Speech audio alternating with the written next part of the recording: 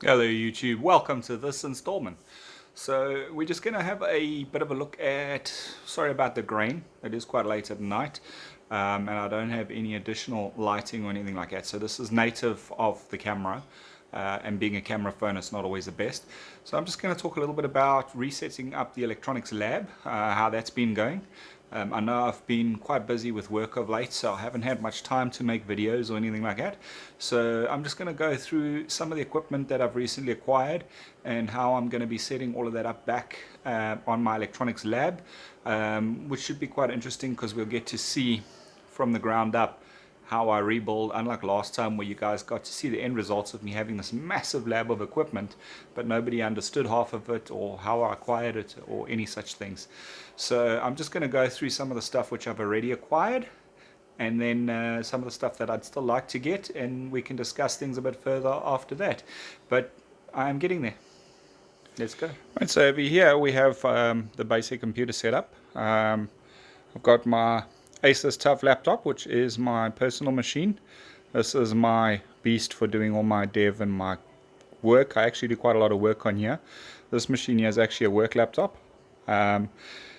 It's used as well just to give me a bit of extra workspace, but this setup over here is my primary, the one I enjoy working with the most. Once again, I do apologize for the light, and this is quite late in the evening. So there you have that. So now I'm just going to show you some of the electronics test equipment that I'm currently using, so you guys can get an idea of what I have, what I'm using it for, and how I use it. But before we get on to the setup of a lab, I'm just going to have a brief chat about the equipment that's needed to set up a lab. Talking now about things such as, very important in today's labs environment, is computers, multimeters and basic stuff like that. Of course you can go with oscilloscopes, signal generators, things like that. A lot of that stuff can be done on computer nowadays, and in my opinion I think a computer is probably one of the more important things in any electronics dev labs or anything like that, not just in the IT environment. I have quite an extensive network lab as well as electronics lab at home, and they all sort of work as one at the end of the day when it comes to getting things done.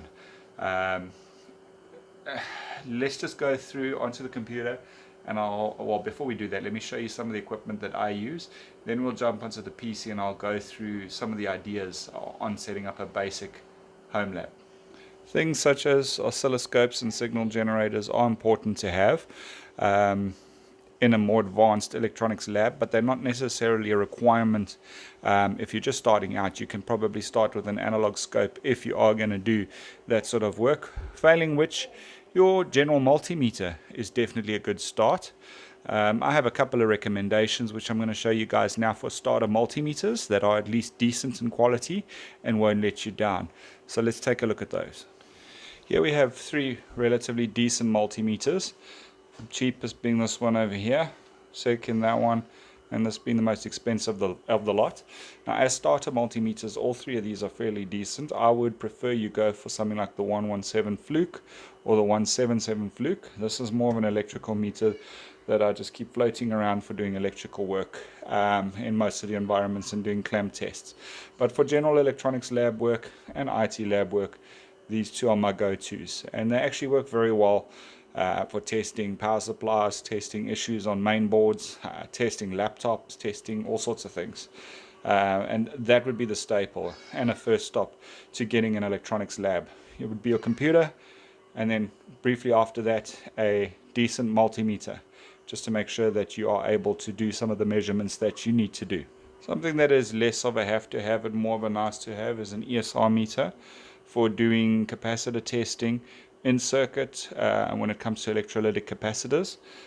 These sort of devices are very nice, and they help you check your capacitors in circuit, whether they are failing or about to fail, and allows you to swap them out, with electrolytics being the most common point of failure in a lot of electronic circuits. Something else that's a nice to have is of course prototype development boards such as these over here. These are both Arduino based boards, very nice for doing simple electronic projects, etc., and just for getting things done, I guess. Another one of the really important items is a DC power supply. This one over here is a 0 to 30 volts, 0 to 5 amp current limited.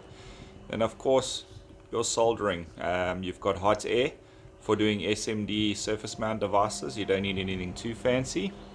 And last but not least, you've got your basic soldering. You don't need anything too fancy again. This is one of two soldering stations I've got. This is the Magnum, and then I also have a Weller temperature controlled soldering station. Must have if you're going to do any sort of electronics tinkering.